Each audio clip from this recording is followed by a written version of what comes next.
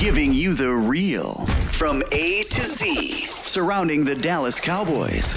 News, updates, rumors, transactions, takes, and more.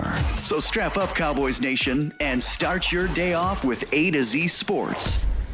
Live with Will Steele. 3, 2, 1. Here we go.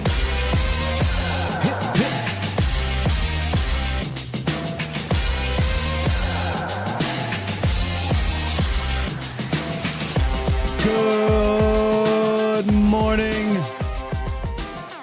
good people. Welcome to A to Z Sports Live. We are streaming live on YouTube, and of course, I am your host, Will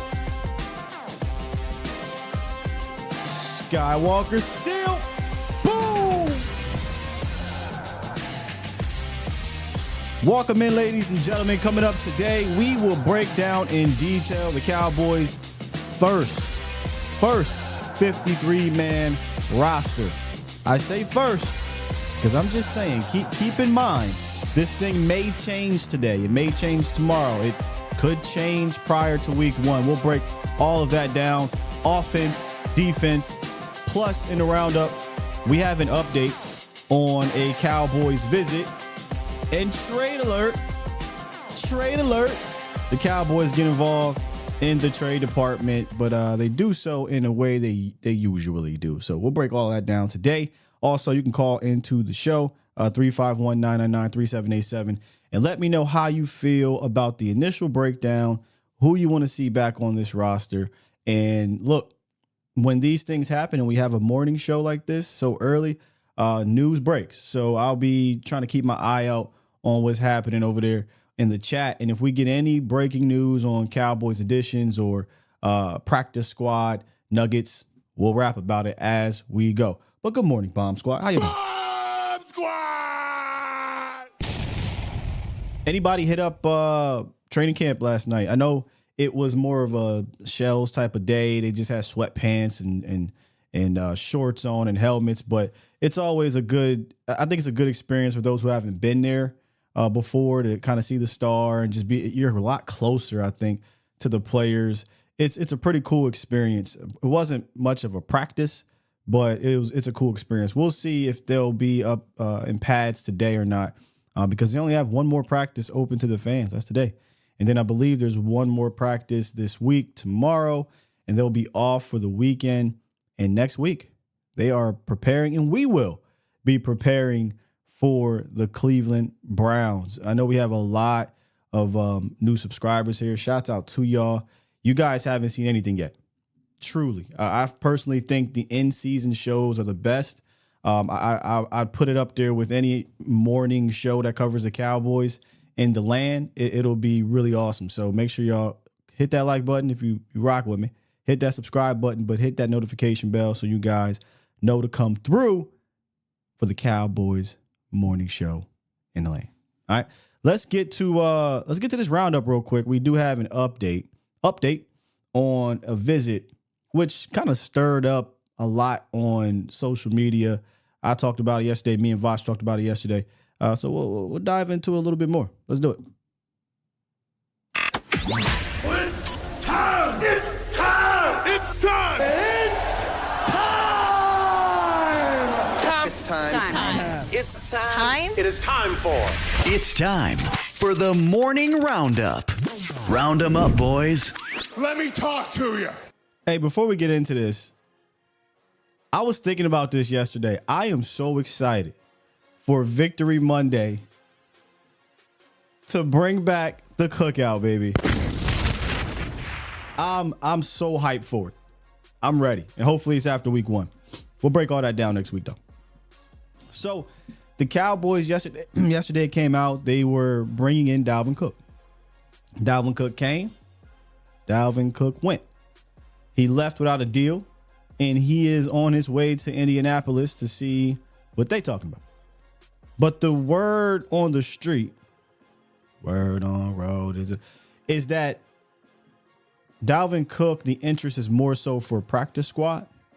So if they were to sign him, that's what would happen. So if they're satisfied with what they see, if I'd imagine, I hope at least, they would be looking into the waiver wire if they want to go that route. Again, put a pin in this first 53-man roster. I feel like things could be moving. Things definitely will be moving. I'm going to tell you why when we get to the breakdown. But this is a lot better than bringing in Dalvin Cook and potentially cutting a better running back, in my opinion. Now, at the end of the day, nothing changes for me. I don't think he brings anything different to the table, but maybe he's just, hey, if something happens to one of your backs, he's on the practice squad. I still would go look for a different type of back. I still would go look for a younger back, a back with more spring to him. We talked about this yesterday, and I almost pulled up this tape because I really want you guys to see the difference between Dalvin Cook lately and Dalvin Cook in this footage that somebody had quote tweeted. It was like, yeah, the Colts are about to get this version of Dalvin Cook. By the way, this was like 6 years ago, maybe 5 years ago. And that burst I was talking about that made him special, that ability to cut on a dime that made him special, you saw it, but that was like 5 or 6 years ago. It's not even close to that. Like, I don't think it's close. So I don't really see the need for him in this backfield unless it's like, hey, somebody got hurt and you got a Dalvin Cook in the backfield. But even still, I'm still searching, in my opinion. I'm still searching for a back that fits better on his team. But if you think you're getting number 33 Dalvin Cook in Minnesota, I think you're mistaken. And the thing about backs, when they decline, when they hit a wall, they hit a wall hard. It's not slowly. It's pretty hard. They lose a specific set of skills, and then you have to work around those specific set of skills. Right now, we know Zeke has hit a wall in regards to who he is, but he has a specific set of skills: goal line, red zone. I think he has one of the best noses for the red zone, power back, get downhill, that I think can still be useful in a committee type of approach. I think it's TBD on Dalvin Cook. I think it's TBD.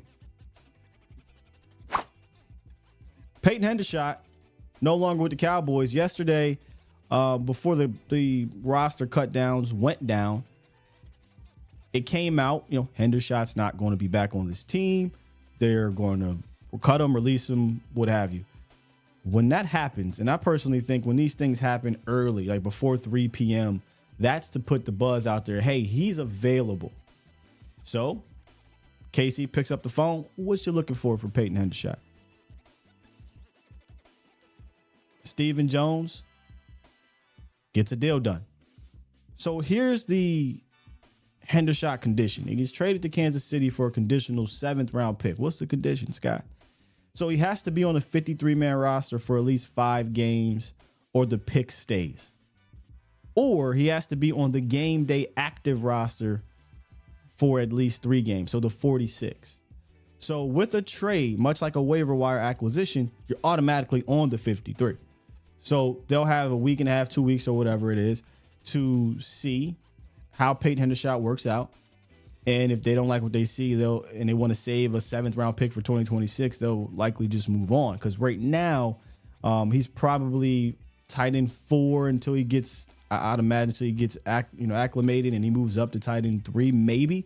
But they got a nice room over there. We know about Travis Kelce. Noah Gray has a great relationship over there in Kansas City. He's one of the most underrated tight end 2s in the league, probably. And they like rookie Jarrett Wiley. Is that the TCU kid, y'all? Big kid. But they got a nice complimentary room over there. And maybe they're trying to see if they can get something out of Hendershot. And they'll have 5 games to do it. Knowing how slick they could be, they could say, all right, we'll activate him. And then in that 5th game, actually, nah, we'll cut you. We'll send you through the waiver. If nobody picks you up, we'll bring you back, or we'll just bring in another 4th tight end. So the Cowboys managed to get something right now, but they could potentially get nothing. Depending, it's up to Kansas City. It'll be up to Kansas City. So, hey man, at least they got a little something for now. So with Hendershot out, we'll break down this roster. There still was a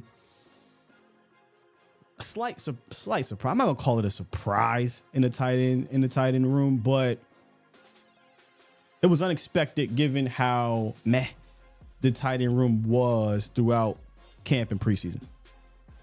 So there you have it. That's the roundup.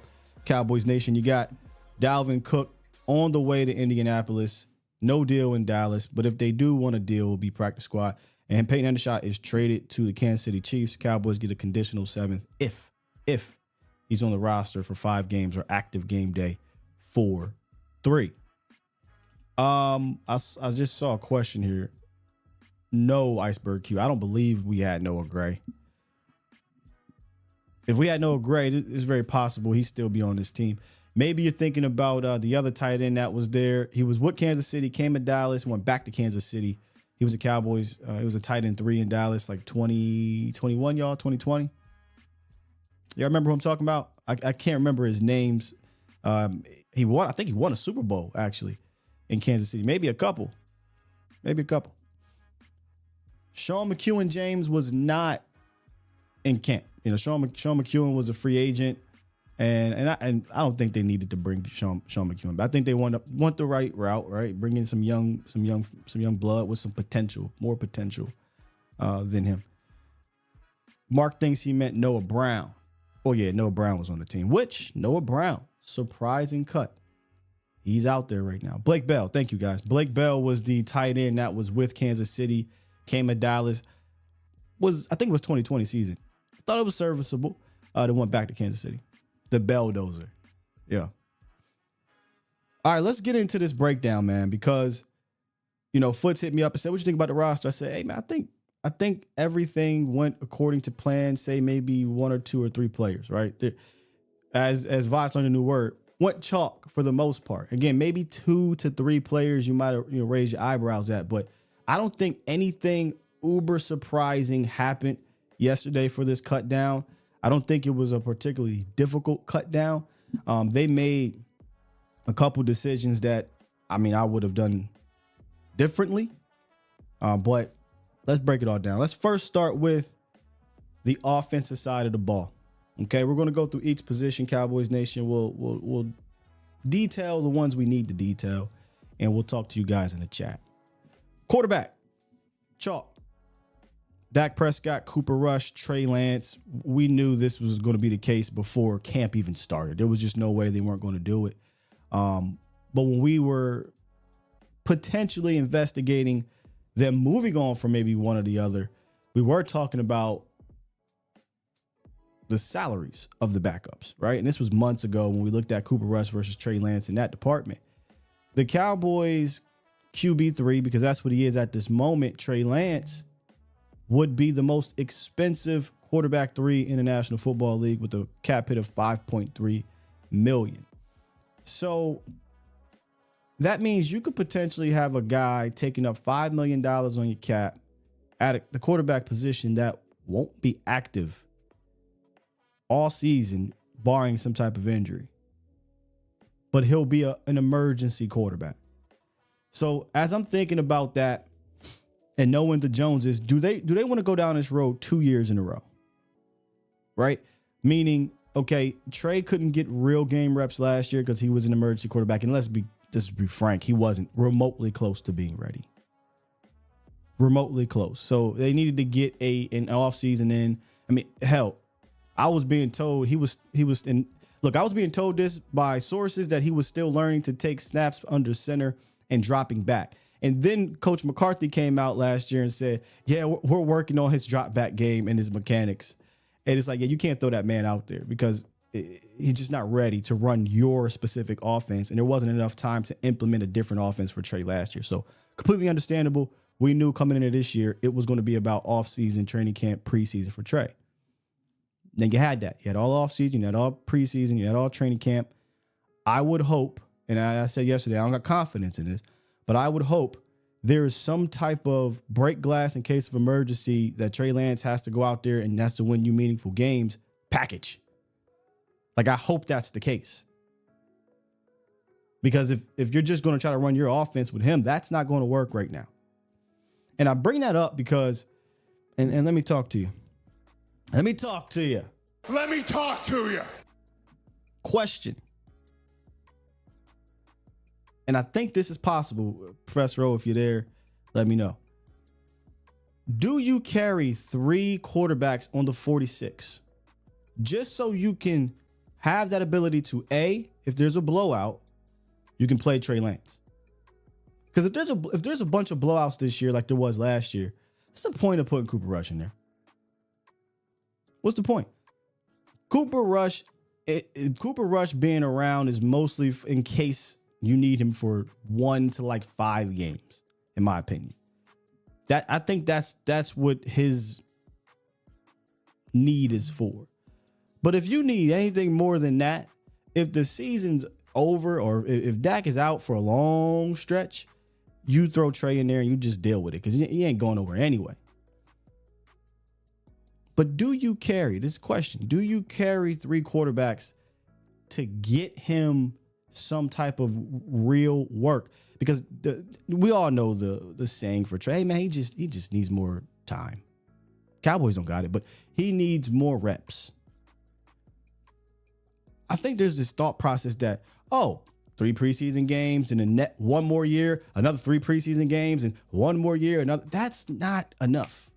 I told you guys, he needs to go to a team that's not good and just play so that there's not pressure for them to be good.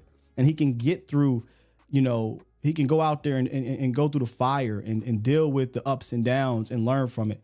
You can't possibly become a franchise quarterback playing 3 preseason games every year and that's it.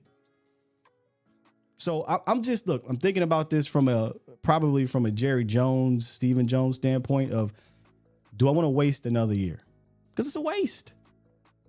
It is a complete waste if he's not going to play at all for you, even in blowouts. So I'm just looking at it from a devil's advocate side of it. Preferably, you don't care about quarterback 3. If this is any other team, who cares? But it's not any other team. You got the owner bigging him up. He's trading 4th round picks without talking to the team. This is the reality. So would you dress 3 quarterbacks, develop a package so Trey could play a little bit and get some type of real game reps, because he didn't have enough of those. And preseason ain't it. UFL says, well, I think personally, if they develop some type of farm system where they could use the UFL, that'd be dope for a guy like Trey Lance. Special K, it'd have to be a huge blowout. It just has to be like last year, bro. How do you gauge which games are going to be a blowout? Like last year. Do you want to go look? Let's go look at the 2023. I mean, we could do it. Yeah, we had a ton of blowouts last year where Cooper Rush, man, I ain't doing all that. Look, all the games Cooper Rush played, just pretend it's Trey Lance. That's all I'm saying. Just pretend it's Trey Lance. Technically, experience-wise, he's like a rookie. Maybe even worse. Which is wild because we're going to be going into year 5 saying, man, he need more time. And I've seen people say, hey, man, some quarterbacks take time. And that's true. But a lot of those quarterbacks that you bring up, the Geno Smiths, I've seen people bring up Hall of Famers, which relax. These guys actually played and failed first. You know what I'm saying? Is anybody for dressing 3 quarterbacks? I didn't see that. I seen some no's. Yeah, a lot of y'all are nah on this. I'm just playing devil's advocate, man. Trying to figure out a way to not waste this is all. Anthony, what package will prevent from overthrowing a receiver? Hey, man, RPO, read option, use his legs. But if it's a blowout, then who cares at that point? I digress. We'll talk more about it. Let's get back to it. Running back. I think this went about as chalk for the Cowboys, given the Deuce Vaughn surge. And I think Deuce earned it. But Ezekiel Elliott, Rico Dowdle, Deuce Vaughn, Hunter Lipke. And this is what I mean by the Deuce Vaughn surge. He was out. He missed, time in camp. He was falling behind. You had the owner's son coming out here talking about Royce Freeman. Royce Freeman was putting good tape out there. It was legitimate conversation that Royce could have had this thing locked up because of the way Steven was talking. Remember, we talked about that here. Then Deuce came back. Then the Raiders game happened. Then the Chargers game happened. And look back in that room like we've been doing all offseason and saying, wait a minute. Deuce is like your only juice type of guy. You can't possibly roll into the season with a bunch of power style backs and expect to have efficiency and have big plays, because these guys aren't really known for that, right? They'll get you some power, they get you some tough yards and goal line. That's all fine and dandy, but it'd be nice in a true running back by committee room to have a guy that complements the room. And Deuce Vaughn easily does that of the backs that you have at your disposal here. So when me and Voss were doing this breakdown yesterday, we went with this group here: Zeke, Rico, Deuce, Hunter Lipke. And interesting thing about Hunter Lipke, I thought that they would use him as kind of that fourth tight end. So as we kind of transition to the tight end room, again, chalk in the top three: Jake, Luke, John Stevens Jr.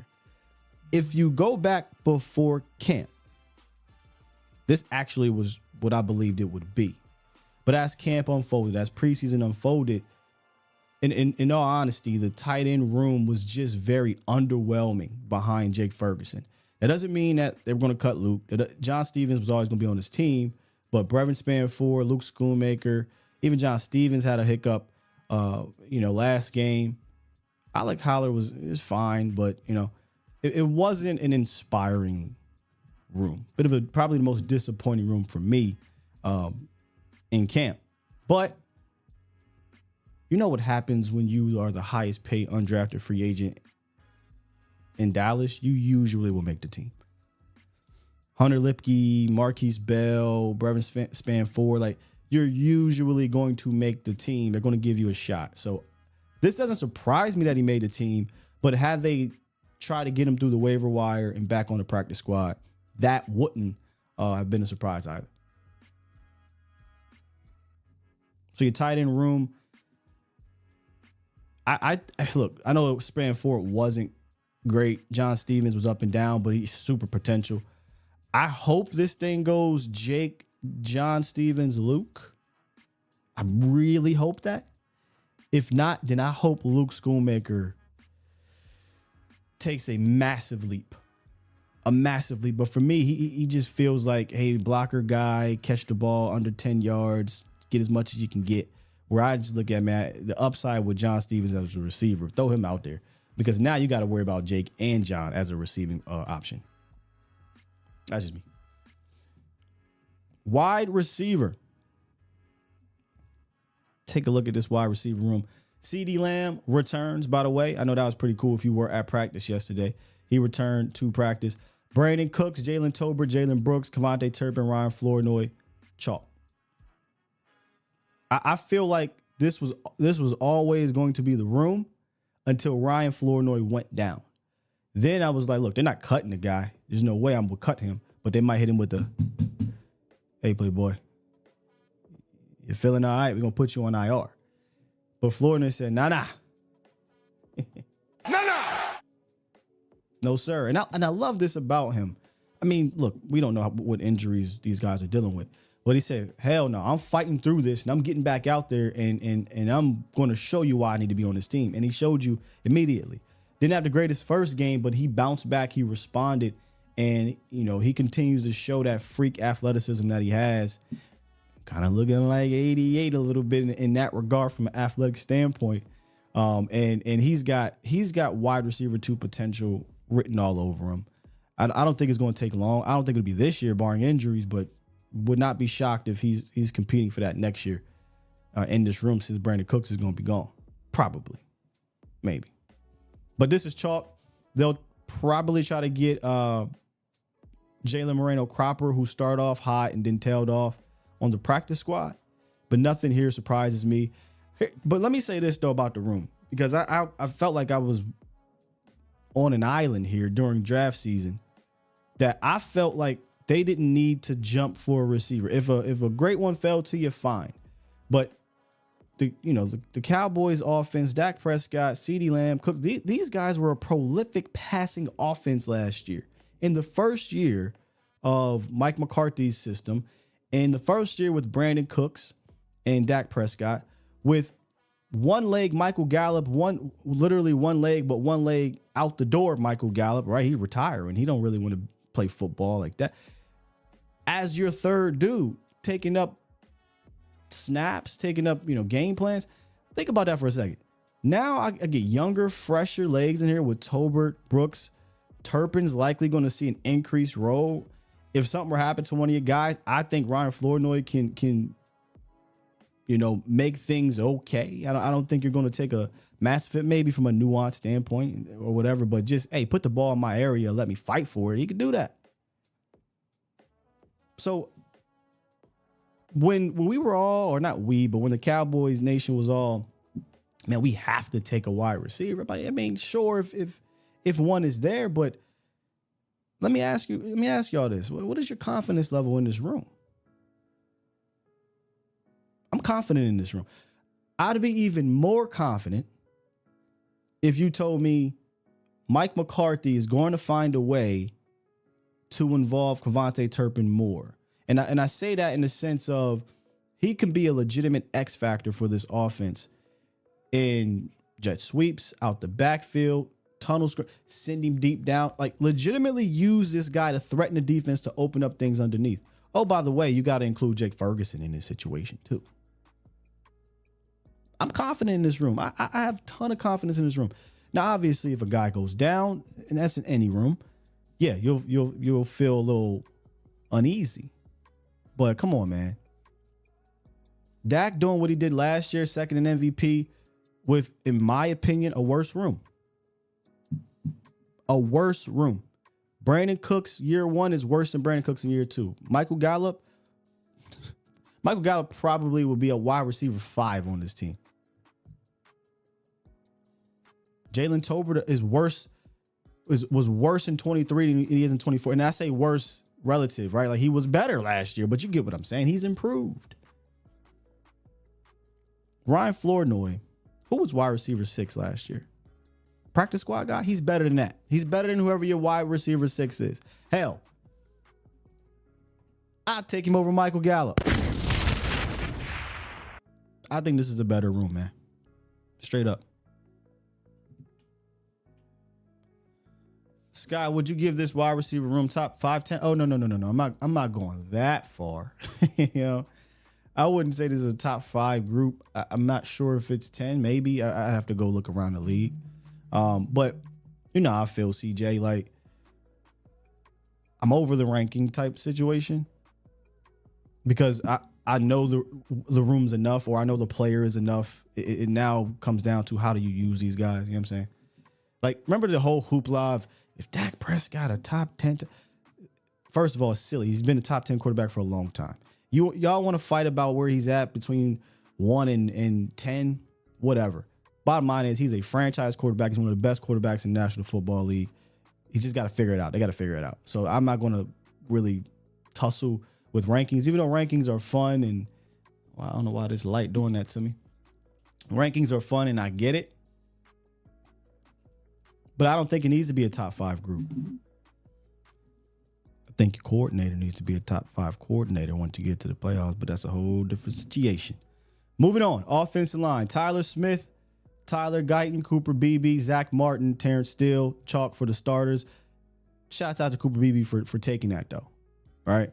Like, he had to go out there. He fought an uphill battle in a way that Tyler Smith was fighting an uphill battle with I forget the other coach's name, the offensive line coach, and Joe Philbin. So, remember, Tyler Smith was fighting an uphill battle with Joe Philbin. Philbin, the reports were he wasn't a big fan of him, and he had Connor McGovern. Him and Connor were swapping in and out. But Tyron Smith goes down, and Tyler has to go out to tackle, so it never mattered. Well, Brock Hoffman never got hurt. Brock Hoffman got beat out by Cooper Beebe. So shouts out to him. Awesome Richards, Brock Hoffman, TJ Bass. And then this is where it gets weird. Matt Waletzko.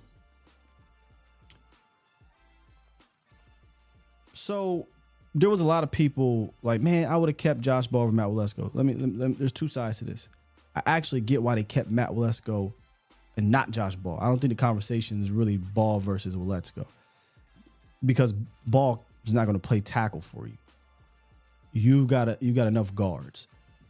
If I had to guess, this is a sign to me they are leaning towards Awesome Richards on the interior more now, or this, they are looking at having not a swing tackle but a backup left and a backup right. Matt Weletsko is likely your backup right tackle. Awesome Richards is likely your backup left tackle, but can do some guard things. But you got Awesome Richards can do guard things. Brock Hoffman do guard things. TJ Bass is a guard. Those are 3 backup guards. There was no room for Josh Ball. Shouts out to him, he had a better camp. He improved, but there was no room for him in that sense. He wasn't going to play tackle. I thought the Matt Weletsko experiment was over. I don't have a lot of confidence in the guy, but maybe he improves throughout the season. He is a draft pick, and maybe they holding on to the Cooper draft pick that they got for trading him, Amari Cooper. So I don't know. I don't think he really should have made a team. I think he'd have been able to slide and come on the practice squad. Then you got Chuma Edoga. This is why I said, y'all, this is the first 53, but I think there's going to be some moving around here. They didn't do a lot of roster gymnastics for real. In years past, they cut all the quarterbacks except Dak. They cut all the specialists except the kicker and punter. Well, he cut the punter before, I think, back in the days. And then they did roster gymnastics. They cut CJ Goodwin and things like that. They didn't do that. They put Chuma on a roster, but I think Chuma's going to hit IR. So that'll open up a roster spot. So if that opens up a roster spot, maybe they bring back one of the guys they cut to be on the 53, or maybe they're looking around right now on the waiver, or whoever clears waivers. So I think there's going to be 1 or 2 more moves made. And we know they brought in Tyus Bowser, and we'll talk about that here in a second. So maybe that could be a situation. We know it's not Cook. I don't think it's going to be Cook, because we heard that's more of a practice squad situation. So this is your initial 53-man roster offense edition. The only player here that I don't think will be involved is Chuma. Obviously, he'll be on IR, so they could be looking at another player coming on offense, or they could use it on defense. How we feeling, Cowboys Nation? How are we feeling about the Cowboys offense for the season as we stand? A lot of the talk is the running back room, right? That's the big talk of town. But let's not forget the 2 more important things. The 2 more important things about the running back room, or the running game, is 1, the how. We talk about it all offseason. Let's not ignore it now, because we're focusing on the players. The how is still extremely important. Extremely important. I know you got backs, a back in the sense of Ezekiel Elliott, who's more downhill, can do the A-gap stuff that they were doing last year. But I don't think that's going to be enough only in the red zone. I do think they still need to add something else to this running game scheme, the plan, right? Because Rico is still, I love Rico in the zone concept. It didn't look like they ran a whole lot of that, but I hope they add some concepts to that. Deuce Vaughn, we call him a satellite guy. I think he can do regular running back things too, but Deuce Vaughn in space it's tough to deal with. Tough to deal with. You saw it, right? Get him involved. But the how, you're going to run Deuce Vaughn right up the middle with subpar blocking? No. And then the actual blocking, right? If the how doesn't change, I'm not. I love the potential of this offensive line and the future of it, but I'm not going to sit here and act like they're just about to be, Great Wall of Dallas 2.0 off the bat and just moving dudes. I have to see that happen down and down out against these starters and against teams game planning with you, et cetera, before I go all scorched homer on you, right? I'm not ready to go there just yet. Will you get more movement with Cooper Beebe? Absolutely. We still have to see how Tyler Guyton gets going as a run blocker. That was the one thing he wasn't the best at in college, and he's been hit or miss in the preseason. I think he'll get better as the season goes on, But to expect this group to just hit the ground running as one of the best offensive lines, pushing everybody around, Leary and Smith and Frederick and Zach in their prime, pump the brakes. Pump the brakes. That's a dose of reality you probably don't want to hear if you're a homer, but let's pump the brakes there. I would like to see this scheme adapt a little bit better, and then we'll see what happens with the O-line. If they don't adapt from a scheme standpoint, we could be looking at this run game being an issue. For those who do like the room, I am curious. Where do you rank this room? I know I don't care about rankings, but I seen this ranking list come out, and it said Cowboys had the worst running back room. I'm like, I didn't look around the league. I'm like, damn, is that bad? I wonder if it's because it's the most unproven. Like Rico's unproven, gets hurt. Deuce Vaughn didn't do nothing. Hunter Lipke doesn't really count. He's a fullback. And then Zeke is a shell of himself. He's more of a specialty guy now in the sense of red zone, goal line type dude. And I say shell of himself respectfully. I mean, he's clearly going to have a role here that I think he can complement if they use him right. But is it really the worst out there? I'd have to go look around. No, I mean, look, bro, I'm not trying to, hey, hallelujah. I'm not here to blow smoke up. You know what I mean? I gotta keep it a beam. If I was here to just be that type of show, yeah, look, best offensive line in the world, 2016 all over again. But that ain't me. Professor O says got to be in the bottom 5, possibly. It was ranked 32 in the one I saw. Maybe the Chargers are worse. And look, maybe because we've been so focused on our own, I can't see it being that. The 32nd, the worst. Come on, gotta be somebody in there worse than us. Gotta be. All right, let's get to a couple calls. Review this offense at 53. See what y'all thinking. We got Reek on the horn. What's good, Reek? Hey, what's going on? What's up with you, man? I'm chilling, man. I just wanted to say what's going on with you. Good morning, Cowboy Nation. The season is here. You know the season here if Reek is calling in. Yeah, the season is here. The CD Lamb is signed. Good things. But yeah, just to speak on what you were just talking about with the running back, I got love for Zeke, but I'm just like, man, we should have drafted a running back, man. Like we should have at least spent one of those draft picks on a running back, or if they're not going to do that, at least go see who's on the waiver wire. You know what I mean? They're trying to improve the team.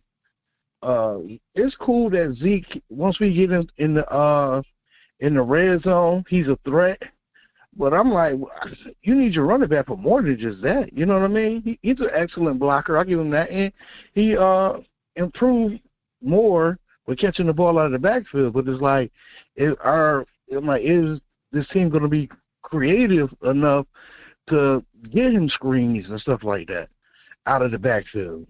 That's the other thing. But as far as I wouldn't even old school, I don't know that I don't know that I would emphasize that with Zeke. I think Rico's a better pass catcher out the backfield at this stage in their careers. So that's why I would go to Reek and Deuce. Those are your space guys, in my opinion. Okay. I can agree with that.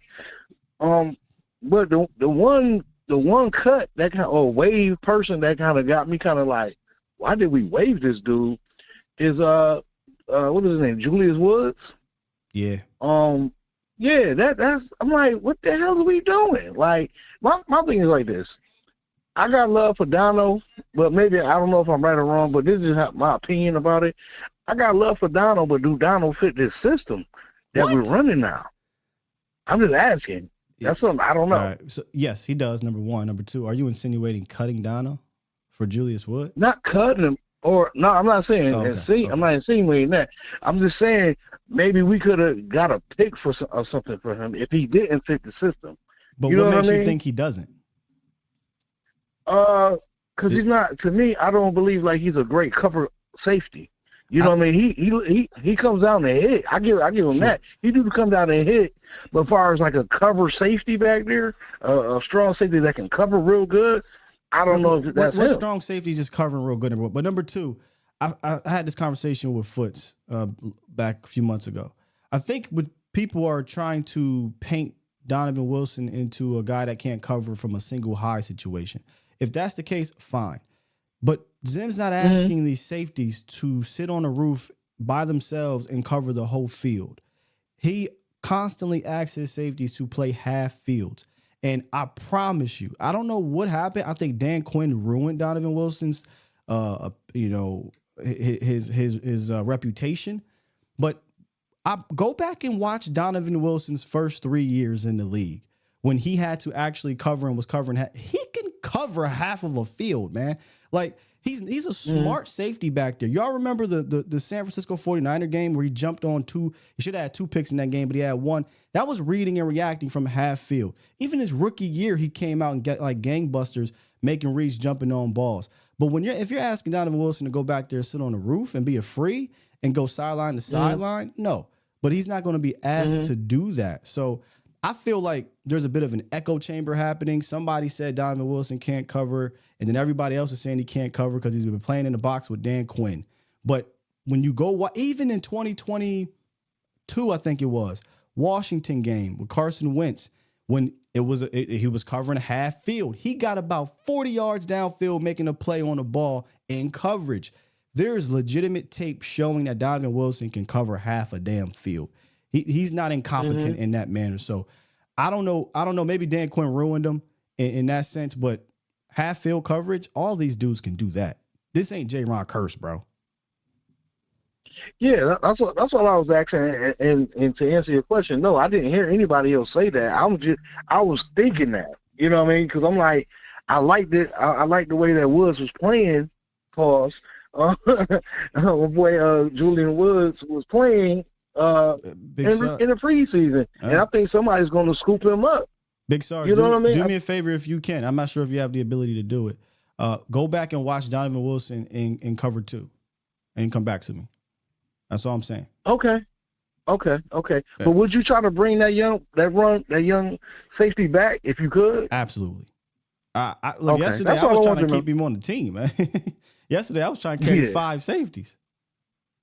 I feel you, man. And you know, being a long-time Cowboy fan and the bad safety play we had to watch over the years, it's just like, yo, I'm like, do we got room just to be getting rid of people like that? Like, that boy can play. I like the way he plays.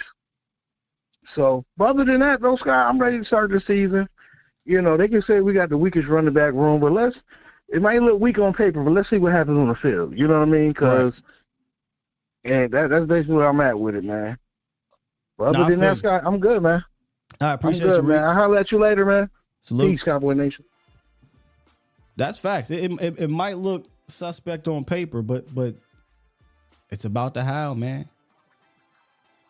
At the end of the day, all these backs have something that they bring to the table.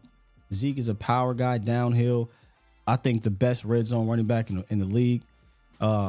Deuce is a satellite guy. Rico is, I think he's, man, a super slasher.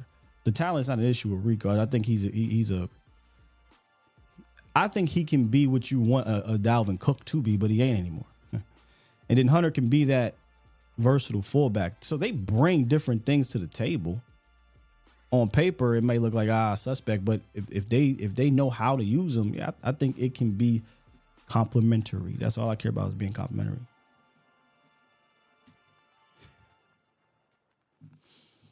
Yeah, I mean, look, man, I'm not trying to put a cape on for him, but I just remember Donovan Wilson. I'm talking about Donovan Wilson now. I'm like, when did this happen? I was like, you know what? I know when it happened. It happened when Dan Quinn got here.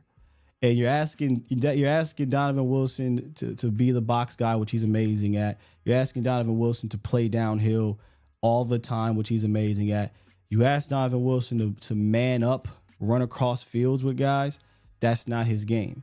But if you sit him in the zone area facing the quarterback, Dono was a free safety in college.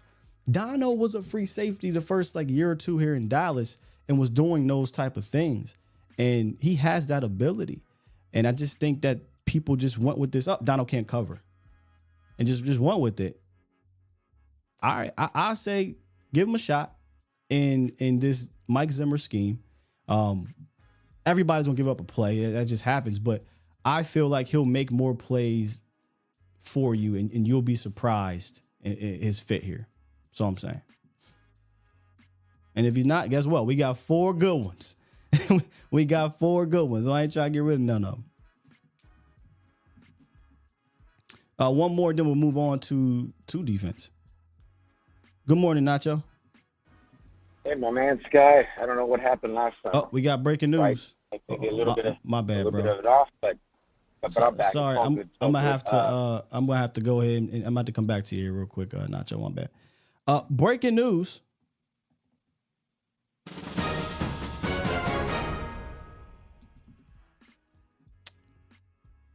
Come on, refresh. I want to make sure I read this correctly here.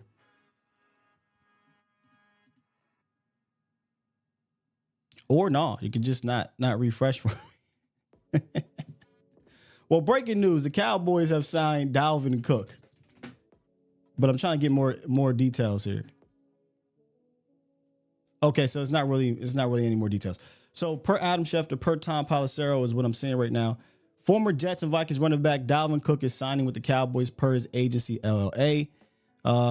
Cook was waiting for the right opportunity and says he felt it was Dallas, a marquee addition in Big D, says Tom Pelissero. Still no update on if this is on the actual roster, which remember, Chumi Doga, when he moves to IR, actually opens a roster spot. So I'm curious to see where this is at. If it's practice squad, then it's pretty much what we talked about opening the show. Insurance, in case one of these guys get hurt, there's that. But if it's the actual active roster, who are they cutting? Who are they moving on from? So do me a favor, Bomb Squad. As this continues to matriculate throughout social media, when more details appear, let me know so we can know and we can relay this information to the team. Rico or Hunter, I would be shocked if they bubble wrap Rico, talked him up as being their second guy, all to cut him for Cook. Yeah, I ain't seeing that happening. Hunter Lipke, Hunter Lipke is about, if they cut Hunter Lipke, that would be the upset of the century. Hunter Lipke from day one felt like Mike McCarthy's guy. He's not cutting him. So I don't think it's Rico. I don't think it's Hunter. Practice squad. Feels like a practice squad. If you're talking about running backs, but if you're talking about getting on a roster, I don't think it's Brevin Smith 4. I think they IR Chuma, but why would you 5 a running back? 2 or 3 backs ain't, you're not carrying them on the active game day roster. So I'm curious to see if this is 53 or if this is practice squad. All right, real quick, Nacho. What's up, man? Can you hear me, Sky? I can hear you, brother. Okay, wonderful. Yeah, breaking news. So, kind of just, okay. Hey, listen, that's exciting. I like the fact that we are not just not doing anything. We are being proactive, whether we're going after players, household names, maybe past their prime. Bottom line, we're getting players. Thank you, Professor O. He just updated us here. It is for the practice squad. So, like we mentioned at the top of the show, if they were to bring him in, it would likely be for the practice squad. So there you go, Cowboys Nation. Dalvin Cook signed to the Cowboys practice squad, which makes more sense. Thank you, Professor O. And which is a good thing, right? It's better than being on the active roster. Look, Sky, I had 3 players. I had 3 players who I really did not want to take a chance on losing and having another team grab them, and then we're thinking, okay, maybe they'll make it back to the practice squad. Ryan, Flournoy, Buddy Johnson, and Deuce. Those were my 3 players I really, really liked. Did not want to lose. I'm glad they made the 53-man roster. I like the direction we're going, Sky. I'm a Mike Zimmer guy. I like his attention to detail and discipline. I think that's going to really fare well for our defense. How do you feel about obviously losing Bland? Are we going to put a rookie on the outside opposite of Diggs? That's the plan. Kalen Carson. Okay. Now, no Ukwamu, who might have a little bit more experience, has been in playoff games. You're not hearing that. No, this is a Kalen Carson. I think Carson's better. Carson's he's a young-looking player for sure. I sure like that. I was going to say, in terms of, do you feel that we're going to make any more moves in terms of our defense, whether that's a D tackle, a veteran corner? I've been hearing rumors, or are we looking like this is it for now as we move forward? Well, let's talk about it. Let's take a look at the 53. Appreciate the call, Nacho. Thank you, man. All right, my man. Have a good one. Bye-bye. Let's jump right into this 53 on defense. I'm going to start with the corners since he brought up the corners. Remember, Trayvon Diggs is out. Diggs, Lewis, Carson are going to be your top 3. Lewis in the slot, Carson and Diggs on the outside. All camp, all preseason. When Diggs has been out, Kalen Carson has been getting the call up. Now with Bland out, it's Carson that's going to get it, and he's done nothing but answer the bell. So I expect him to come in and have his ups and downs. Like, that's going to happen, right? He's a rookie. But I've said it many times, and I'll keep beating this drum. I feel like he fits this scheme like a glove. So I expect him to come in there and give it 110% and make some plays. But the depth behind it, Andrew Booth made the team. They probably didn't want to get rid of a guy that they traded a player for. You know, some of these moves a little, because in my opinion, the Hall kid outplayed a couple of these guys. So I would have had Hall on this team. Maybe they get him back on the practice squad, which I really hope that's the case. Because if Jordan Lewis goes down, Kalen Carson hasn't slided inside. Israel McQuamu is not a down in, down out corner to me. You put him on the boundary, and Andrew Booth's just been getting, look, he being worked, man. Maybe he's better in the slot, 10, 15 yards in, and that works, but Booth doesn't give me any confidence. So these are your corners. I got CJ Goodwin there because they got CJ Goodwin there, but he's more of a specialist. So they technically went with 5. Let's be real. 5 cornerbacks here, and they'll probably carry a handful on the practice squad.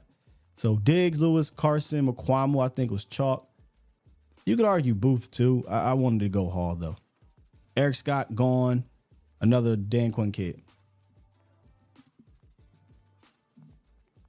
For those who might be jumping in, the breaking news, they did sign Dalvin Cook, but it's to the practice squad. So if that is official, they won't have to make any moves on the 53-man roster. So keep that in mind. All right, let's jump back now. Linebackers. Eric Kendrick, Jamarvion Overshown, Damone Clark, Maris Leofau, and Buddy Johnson. They decided to go with 5 here. Shouts out to Buddy Johnson. He made a late push, and he earned his way on this roster. He outplayed Nick Vigil, who they brought in as a veteran, Darius Harris, who they brought in, who was making a push too. Willie Harvey Jr. had a lot of momentum coming in, but he just was not good in the preseason. Buddy Johnson was just popping, man. Just special teams popping on regular defense. He was popping on tape, and they rewarded him. The Cowboys officially have real linebackers that are going to be doing real linebacker things in this scheme. I love this room you have the veteran guy in Kendricks, and you got some young guns with some upside in Demo Clark and Maris Leofau. Speaking of Demo returned. I was a little worried yesterday when we were breaking this whole thing down. He was out with the hip pointer. He returned back to practice, so all is good in Demo land. Damone Clark did not. He sat out with Zach Martin and I think somebody else. Oh, Wanye Thomas. So we'll see next week. Maybe they're just taking it slow with Damone Clark to get him prepared for next week. But getting Demo back is great. Safeties, Chalk, Malik Hooker, Donovan Wilson, Marquise Bell, Wanye Thomas. I wanted to keep Wood. Look, reality, and Vach had to talk me into it. They weren't keeping 5 safeties, right?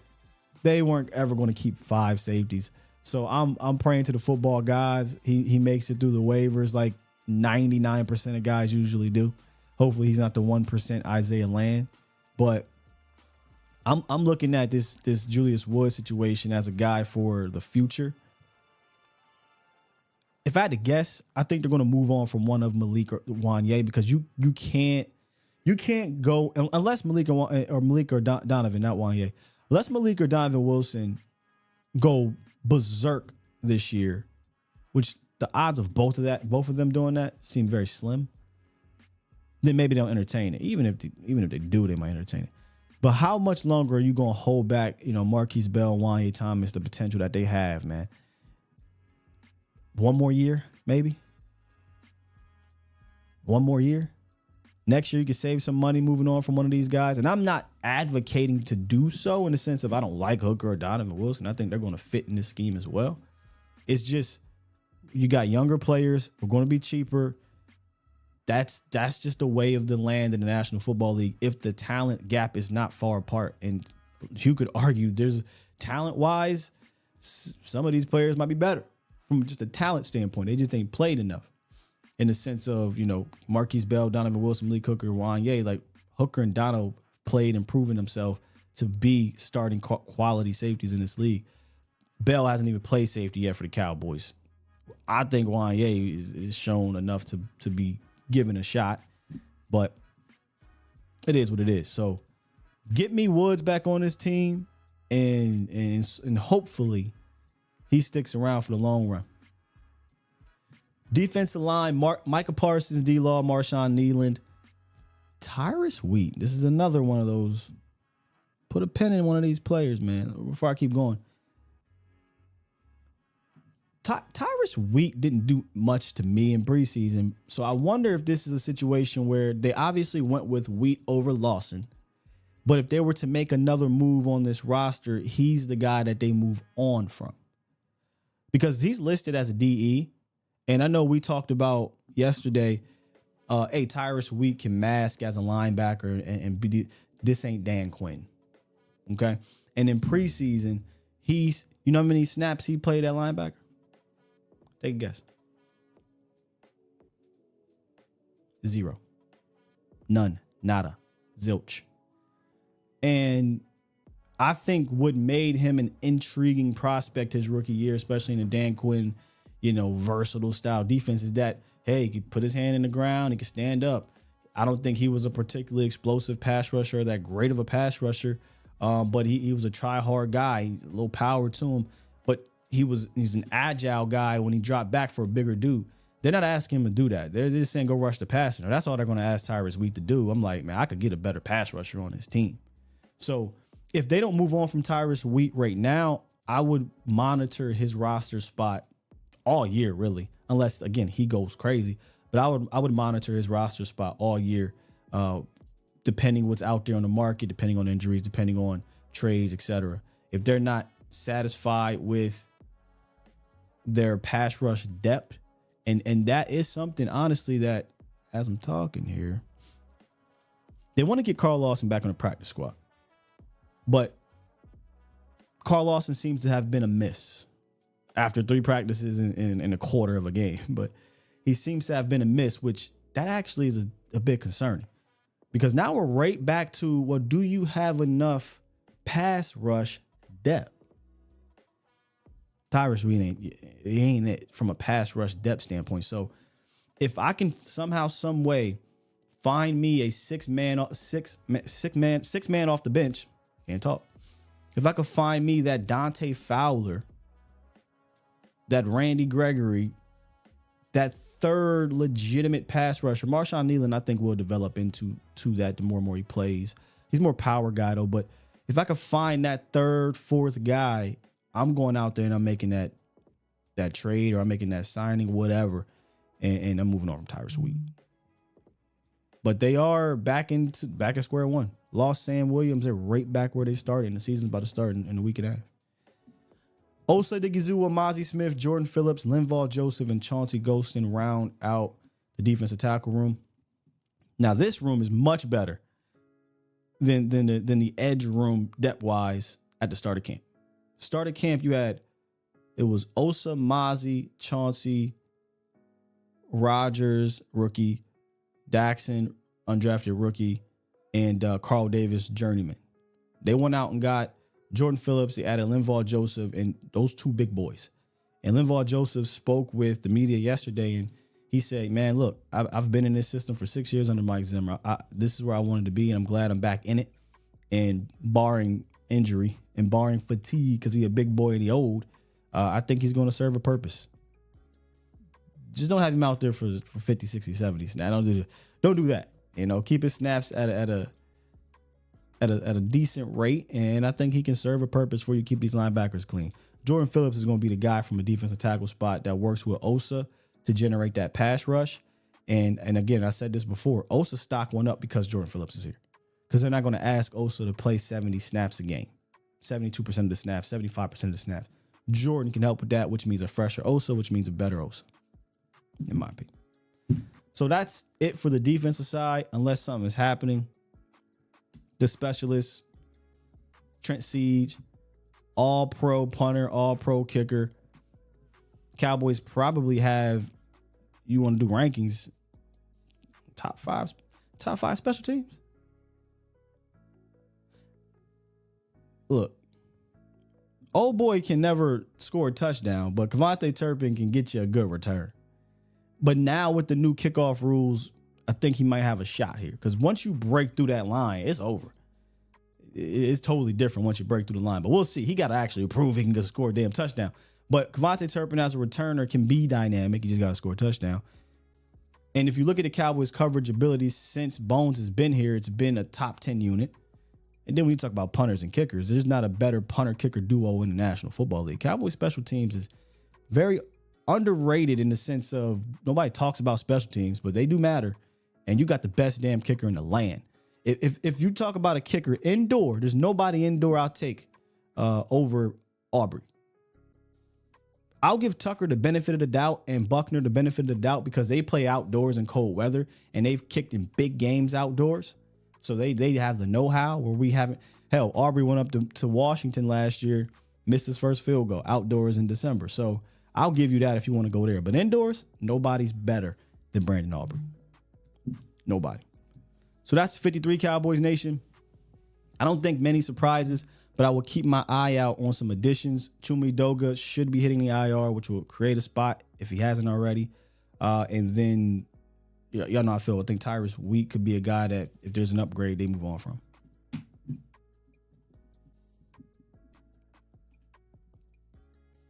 Let's get the Los real quick. Good morning, Los. How you doing, man? Yo, good morning, Scott, man. Man, we're just days away from football, and you can just feel it in the air, huh, Sky? Yeah, man, it's here. Crazy. Baby. It's here. Yep, and I'm excited for it. I just got two little quick points, and I'll leave you to it, Sky.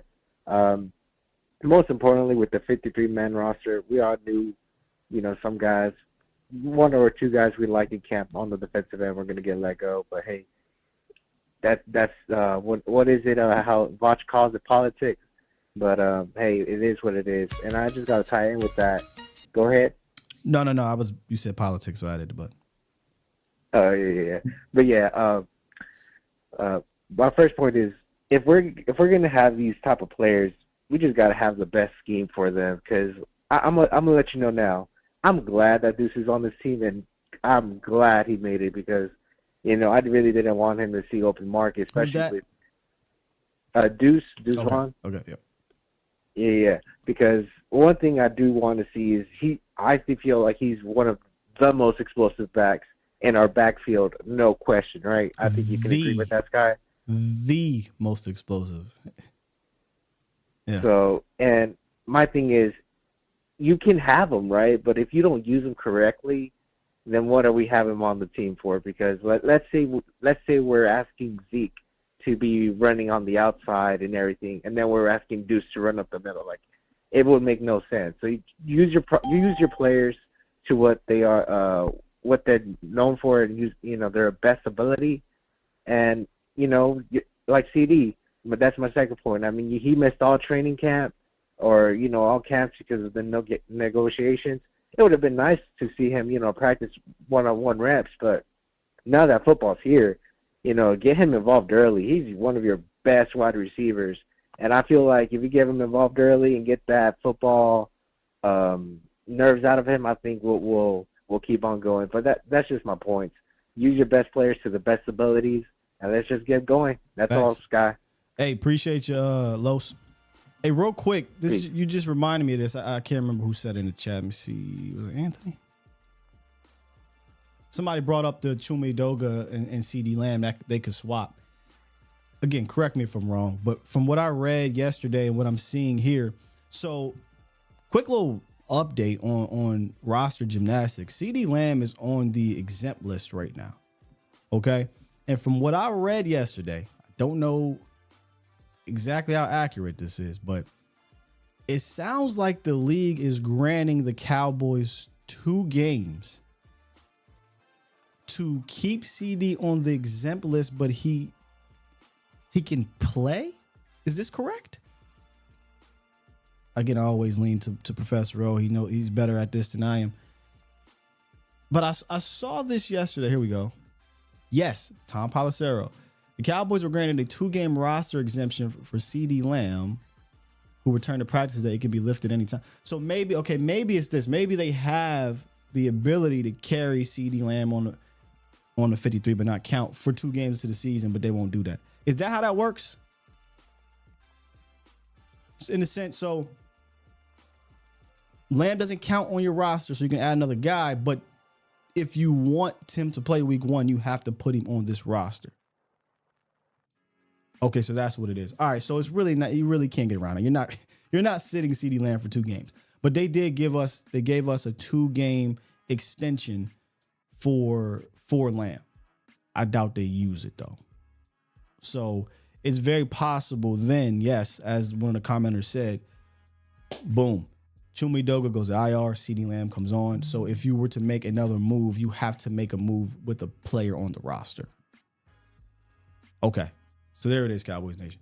Lamb did get the exemption for 2 games, but it ain't being used. Let's be real. It ain't being used. They're going to IR Chuma, and they're going to put CD Lamb in for that. So if they want to bring in another guy, somebody on this 53 is going to have to go. Going to have to go. And if there was a guy for me, it's Tyrus Wheat. I personally think you're already a bit skimmed there from a depth standpoint. And I don't know that he really bolsters the depth. So, and honestly, if I'm going to do it, I'm probably going to do a player for player. Tyus Bowser it looks like from reports here, they want to bring back Carl Lawson to the practice squad. Bowser is apparently further away. So I don't know if it was they didn't like the workout, money, whatever.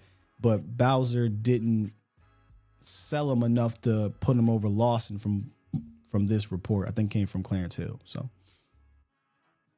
Booth, then you go 4 corners. So if we're gonna get rid of Booth, then I go corner for corner. Can't roll with 4. So if I'm gonna move on from Booth, I'm gonna move on with a corner. There you have it, Cowboys Nation. If there was a position you're looking to upgrade through free agency, through waiver wire additions, what position is it? I saw here in the chat earlier, a lot of people brought up Frank Gore Jr. To put on this team.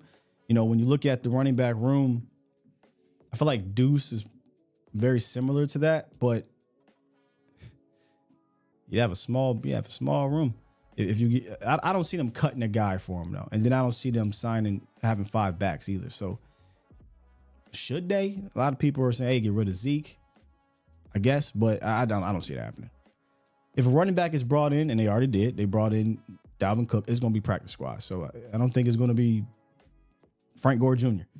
I'm looking at corner and I'm looking at defensive end. That's where I'm at with it. Could Hall or Woods play corner? Well, Hall is definitely a corner, Chris. Slot guy, in my opinion. I think he could be your backup slot.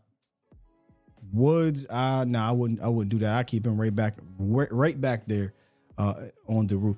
So look at this. Matt Lennox dropped 5 and said Donald can't cover narrative is definitely overblown. He played safety and nickel at Texas A&M, had 8 picks in college. Go watch how Woods was used in the preseason. Woods is not a cover guy. Like that wasn't his game in college. But he showed cover ability because he wasn't asked to be roof guy and cover it all by himself back there. He was asked to cover half fields. And while there's some complications to Mike Zimmer's scheme, we showed the breakdowns, the footage, the film all offseason. There is also advantages for the safeties. They face the quarterback a lot. They play half fields. Things get passed to them, so you have the ability to break on the balls a lot, and that's what happened with a couple of these picks. If you think Donald can't do that, just go back and watch. That's all I'm saying. Do you know we signing Cook? Yes, sir. So a lot of people are rolling up in here. We have talked about it. Dalvin Cook is signed to the practice squad. Maybe we'll get into more of it tomorrow or what's tomorrow, Thursday or Friday with Patrick No-C Walker. But yes. Kadarius Toney says, Michael. That boy a headache, man. The talent's there, but I don't see the need.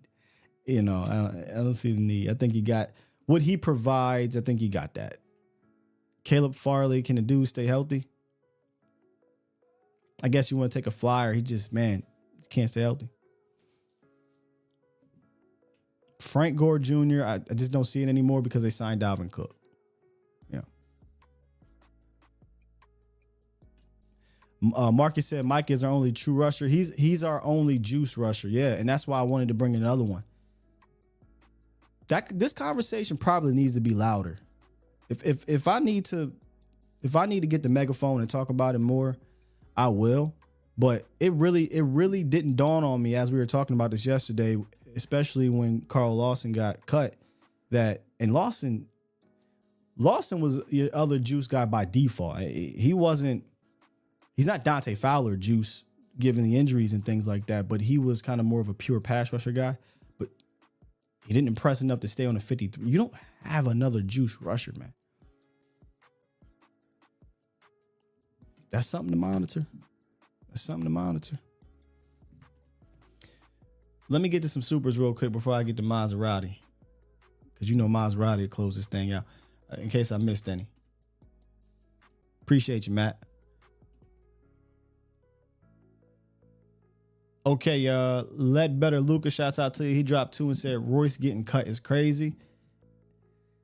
Honestly, brother, it isn't to me, because when Deuce went off, and it probably should have been on his roster in general, but when Deuce went off and you knew Zeke wasn't going nowhere, you knew Rico wasn't going nowhere, you couldn't possibly sell running back by committee to the nation or to the league and leave off a guy that complements the room for Royce. Royce likely clears waivers if you really wanted to bring him back, but they're bringing Dalvin Cook in. So if I had to guess, we know Dalvin Cook is insurance, but if I had to guess, they're going to view him in the same light as Zeke, in the sense of, we're not going to use you like you were used as a feature RB1 back.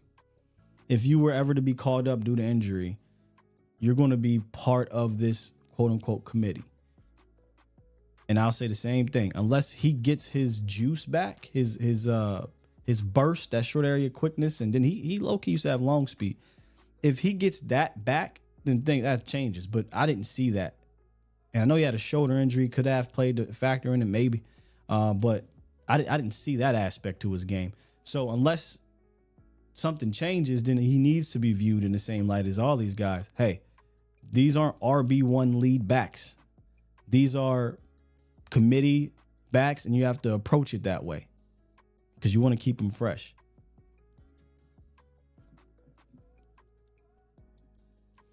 And that's it. That's it for the super chat. So let's go ahead and get to Maserati Marv. What's good, Marv? What's up, family? How you doing? I'm good, man. Just going over this roster. How you feel about it? Like it. Well, thank God, my big boy gonna get put on the Big Roger. He'll be on the practice squad. So, yeah. Oh, speaking of Rodgers, I mean, I touched on it yesterday, but I tweeted about it as well. Rodgers is the first Cowboys draft pick, cut, after the draft before the season since 2019.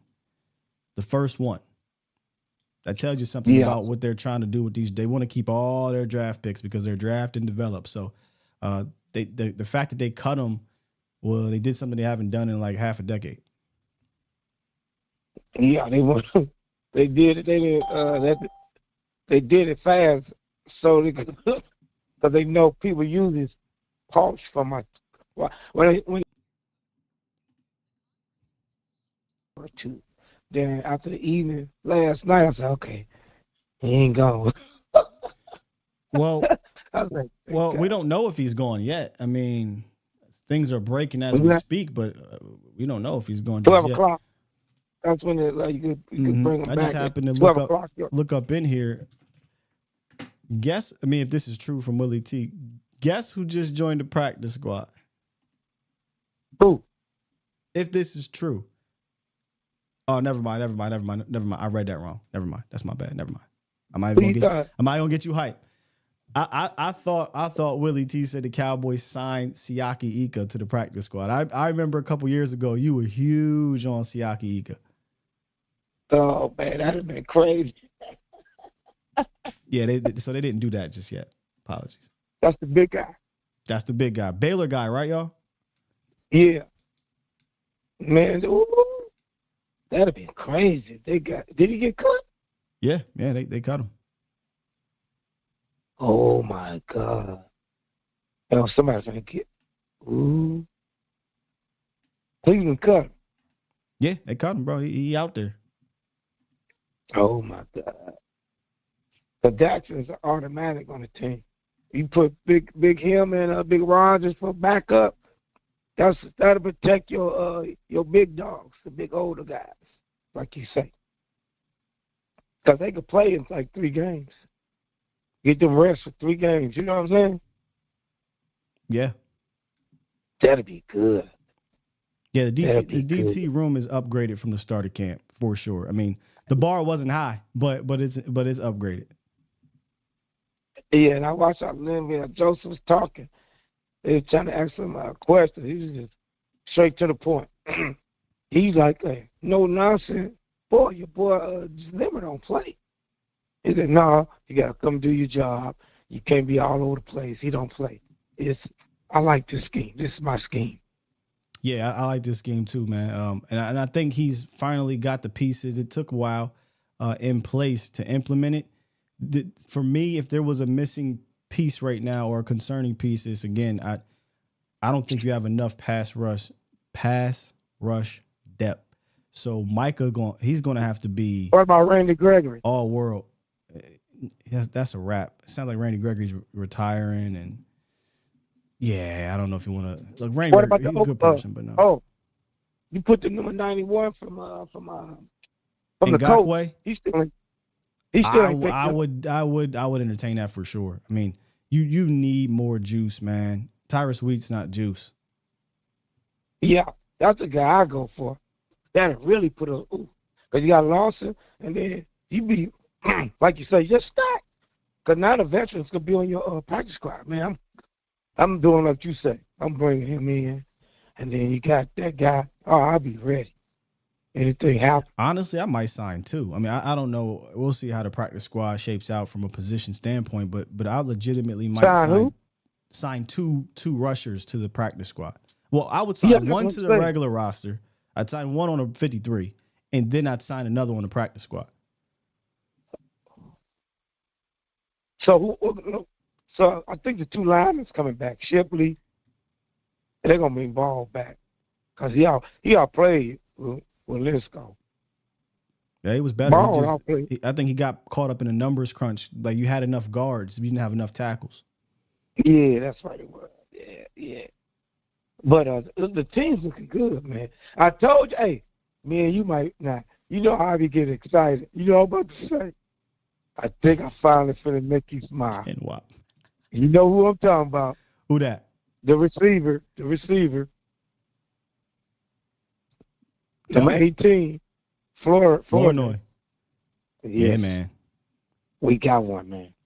We got one, y'all. I know I'm excited to see where this goes in 2025 for him. But if he gets called up because of an injury somewhere, look out. God. Look out. You ready? You better stay on the field. He burnt he burnt that corner yesterday. Did you see that play? Yeah, Andrew Booth, man. He's Andrew Booth is sorry, man. I'm scared of Andrew Booth. I don't want to see him out there, bro. If Andrew Booth has to play on the boundary for you because of injuries, boy, oh boy. Well, we in trouble. Well, when we go get one of them veterans corners, like Howard or somebody. I like Akello Witherspoon.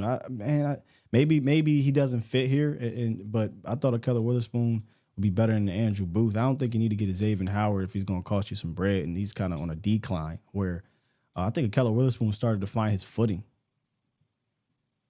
Oh, what about the other corner that was playing good?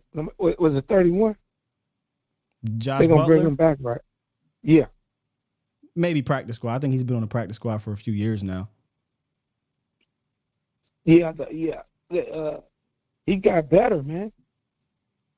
Hey, Ross said, Marv said 18 going for 1,800 yards. Hey, there's a lot of new fans here, Marv, but I ain't never going to let you live it down when you said the Cowboys was going to have 5 1,000-yard receivers with Simi Fehoko and Jalen Tolbert involved in their rookie years. I said, Marv is wilding. Hey, Fehoko burnt that. He sure did, though. He sure did. Yeah, he woke that up. Was embarrassing. When he got off the line of scrimmage and I seen the play, in closing, Marv. In closing.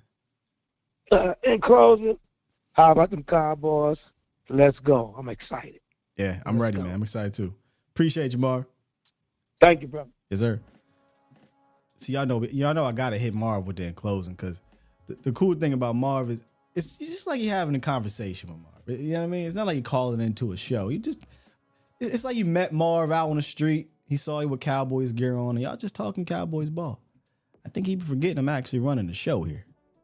You know? But that's the good and the bad. The good, you could just rap to Marv. The bad is, hey, I gotta get other people on the horn here, Marv. And it ain't changing. 1,800 for Flournoy. Man, if remember a couple months ago when we did our draft pick review, they're one of their best 6th-round picks at receiver was Seth Wilson. And I felt like if the floor could be Seth Wilson, it's a dub. But his athletic background or acumen, whatever you want to call it, is actually above that. Seth probably more versatile, right? Go inside, outside, throw the ball, trick plays, all that. But from a pure X wide receiver standpoint, the upside is there. It is 100% there. And if he can time to time get in the game, blow out, somebody gets hurt and get some of those reps, especially with Dak, and then he can use that, go into the offseason, he gets bigger, faster, stronger, develops more of a route running tree. The sky's the limit for the guy, man. He's a little older, but that could work out in the Cowboys' advantage in the sense that he's a bit more mature. You know, but yeah, I'm excited for the future of Flournoy, man. 100%. Paul, I'm about to block you for saying that. Let's re-sign Kelvin Joseph. Sir. No. All right, one more. We got Marcus the Zen Master. What's good, Phil Jackson? How have you been? I know it's been a few months. It's been a minute, yeah. How you been, man? I've been good, just working hard, taking care of the family and getting ready for this Cowboys season. Yeah, bro. How's the little one? Man, he's growing. It's crazy when I go back and look at my pictures of when he first came home, and then he's 5 months now. Like, damn, I forgot how fast it goes. Even though I got a couple already, but it's every time you have a newborn, it doesn't matter how many newborns you had. It's still that newborn, like freshness, that newness of the situation, and having to adapt. So it's been great. That's good, man. It's good to hear. See, I don't have any kids yet, but I connect with a lot of my friends' kids, so that's really good to hear. So, man, first thing I gotta bring up is pass rushing room. Is like, cause I brought this up yesterday with Law, and it's just like, what's our answer there? Cause I know our focus is run stopping first and all this stuff, but like we've accomplished that. Like we've signed the people that we need to help that. So my like question is, do we consider bringing in someone that can bring more of a pure pass rush ability, just to complement and rotate in there with Micah and kind of substitute for Sam Williams' place with the pass rushing? Yeah. I mean, we have Tyrus Wheat. That's our next best pass rushing pure ability on the roster. Yeah, he's technically your backup, right defensive end, left defensive, probably left. I'd probably go Marshawn Nealon on the right, but that's a far cry from the years of Randy Gregory out there, D-Law out there. Hell, even not D-Law, but Fowler out there, Dorrance Armstrong. It's a far cry. Yep. Yeah, definitely. So, other than that, I feel really good about this roster. I feel really good about the defense. I mean, the only other thing I kind of have a little bit of a question about that we're going to have to keep a very close eye on week 1 is going to be, that cornerback situation and how that pans out. I think right now it's going to be what it is. Diggs, Lewis, Carson, McQuamu, Booth. If it was up to me, I think Israel McQuamu should be the first man up if anything happens to these guys. I'm not confident Andrew Booth. Yeah, I'm really intrigued to see Carson. For some reason, I feel this natural confidence that he's going to be able to hold his own just because of his play style and his aggressive ability. He seems like he's very intelligent when it comes to the mechanics of playing corner and actually has that ability to press coverage and, take in that contact. So I think that's a very good, first step for him coming into the league.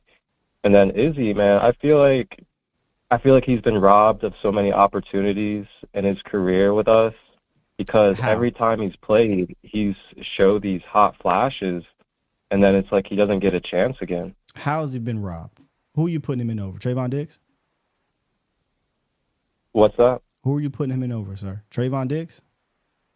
No. Oh, no, I'm not saying he's a starter or anything like that. Hold on. Deron Bland? No, of course not. He's not a starter. I'm not saying he's a starter. So where has he been robbed? If he's been a backup, that's what he's been. And he got a shot in 2022 to play a role, and he played it well. 2023, you wasn't playing Izzy over Gilmore.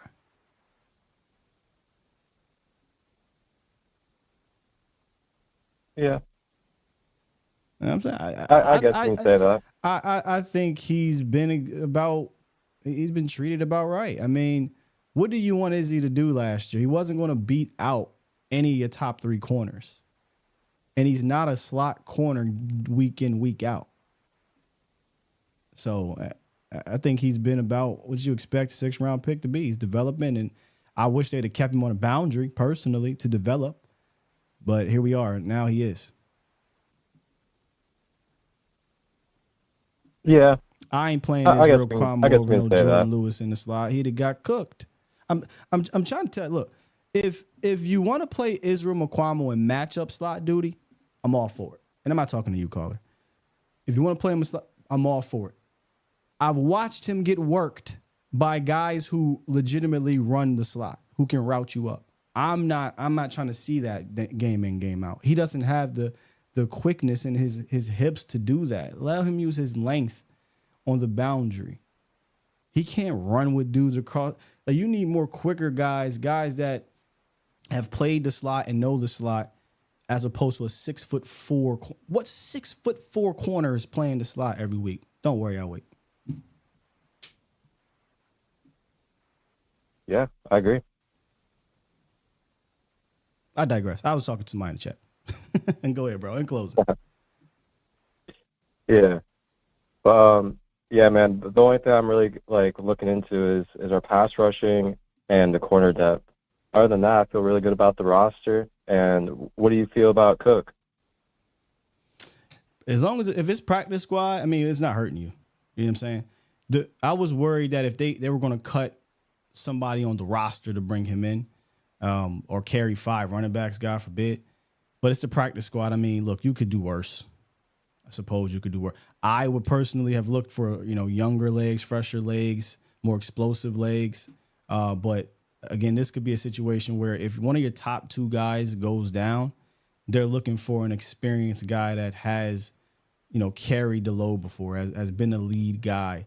And if it's Zeke, then you have that veteran who can step in for the veteran. So in that sense, I get it, but he wouldn't have been my first choice. But he here, you know what I'm saying? He here now. Yeah. You don't think he has like a little bit of potential and juice in there? I mean, he was just over 1,000 in 2022 and wasn't really in good position last year. No juice. Again, No unless juice. he has go watch. You go watch him last year on both Baltimore and New York and tell me he got juice. Now, like I've been saying for the last 2 days, if he somehow turns back the clock and looks like the number 33 Dalvin Cook in Minnesota, all bets are off. You're talking about a guy who has special traits. I thought when he was at the top of his game, what made him special was his ability to cut on a damn dime and get into high gear right now. His short area quickness, his burst was crazy. I didn't see none of that last year. Line be damned. I'm trying to tell you, line be damned. Even when he had a good hole or lane to run through, that burst was not there. So if that's the Dalvin Cook we're getting, you're basically getting maybe a quicker Ezekiel Elliott in that sense. But I don't think he's better than Ezekiel Elliott in the red zone. I don't think he's better than Ezekiel Elliott in goal line situations, short yardage situations. I don't think he's better than Zeke from what I saw last year. So there needs to be context that needs to be added to this. Cook from years past, hey, sweet. Cook last year, you ain't really watched Cook if you believe he got, not you personally, but just if somebody's like, hey man, Cook's got the juice. That juice is gone. That juice is gone last year, bro. Mm-hmm. Okay. Yeah, it'll be interesting. I'm trying to find All this, right, bro. this video. Appreciate you, big dog. Yes, sir. Take care. Did it just disconnect me? Yup. Got me.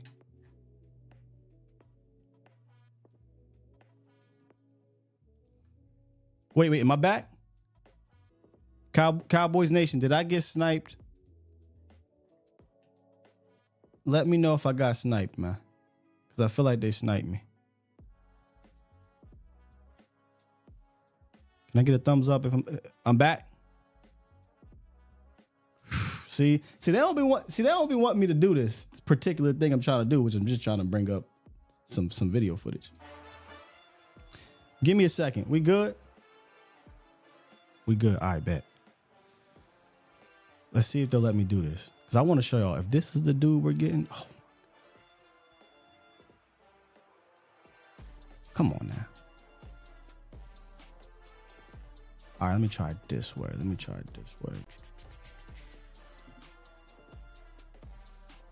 Boom, boom.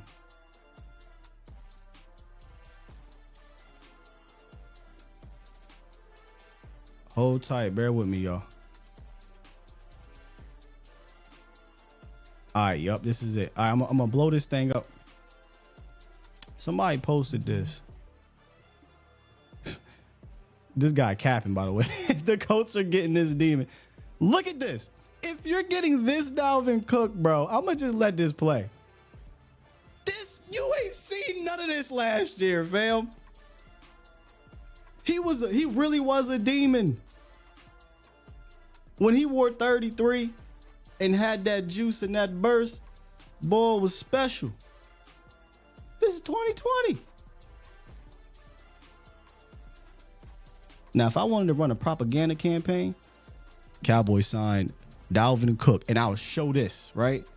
And I would lead you guys astray. Look at this. Is that Christian Ponder, bro?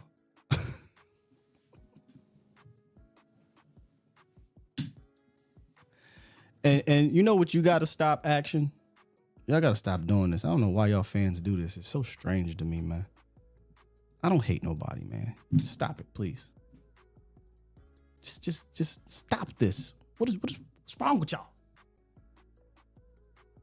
Do y'all want me to not give y'all my honest opinion on said players from what I've seen? I don't know how. Maybe social media has ruined us as a fandom. Hate is what I have for the Eagles. Hate is what I have for the Washington football people. Hate is what I have, jealousy type of hate, for the Kansas City Chiefs. The hell I gotta hate Dalvin Cook for, man? Y'all gotta stop. That's lazy. That's mad. Yeah, I'm calling y'all out now. You specifically, and whoever else uses the word hate when somebody says something nobody agrees with or you don't agree with. What I'm saying about Dalvin Cook or Ezekiel Elliott or whomever it may be, Fehoko, whoever, it ain't hate, man. It's what I'm seeing. And if they happen to be on a team, well, here's what I hope they do with the squad. Here's how I hope they are used. But y'all got to stop saying creators or analysts or what have you are hating. You know what hate is for players? Shady. Shady is hating on your players. Skywalker still is not hating on you. If you're a stan of a player, say that. Let me know up front so I ain't got to waste my time addressing it. But don't come on here saying I'm hating somebody because I'm telling you what I saw based on my observations from film. If Dalvin Cook come out here and look like this, bro, I'll be the first one. Let's go, Cook. If Zeke go out there and rush for 1,525 touchdowns, Zeke, we doing the eating motion. Fans hating on our own players is weird. There are really weird fans who hate the quarterback, Dak Prescott. That's real. Maybe the real fans that hate Zeke, I don't know. But I don't see that same type of energy for Dak. That's real. But if you say, hey, man, I don't think Dak's the guy, but, I'm hoping things work. That ain't hate. So I ain't mean to go on a rant, but you got to stop that, bro. You got to stop that. That's disrespectful to people who put in the work to come here and give y'all the information or the opinion on what they saw. And I digress. Let's get some super chats. I think I got all the super chats. I did get all the super chats. And hey, look, if you can't comprehend any of that and you still on that same wavelength, well, that's a you problem, brother or sister. That is a you problem. Period. Look, if you enjoyed today's show, if you think I'm a hater, hit the like button on the way out, man. Subscribe if you have not. If you are new here, a lot of new subscribers over the last 6 months since the season ended. You're really about to hit what I think is the real heart and soul of this show during the season, man. I'm so excited to get to it. Either tomorrow or Friday, we got Patrick Nosey Walker coming through. He'll give us his take on what's going on down there at the Star, a couple of these new additions, etc. And the next week, man, we start off our preparation. It might be a long week, too. I might actually extend it. Usually I wait till like Wednesday to start prepping for the other team, but I'm just ready to go. I'm roaring to go. I might start Monday. So y'all keep the notifications on lock. With that said, since they ain't kicked me out, I can't press the button. They try to get rid of me, man. They said, we don't want you to keep it a bean with these people that think you hate us, guy. Get up out of here. I'm out of here. All right, you win. You win. Make sure y'all keep it locked on Twitter too. Lots of movement still going down. Practice squad has to happen. Maybe we get a trade. Maybe we get a signing. We just had Dalvin Cook, so keep it locked. Peace.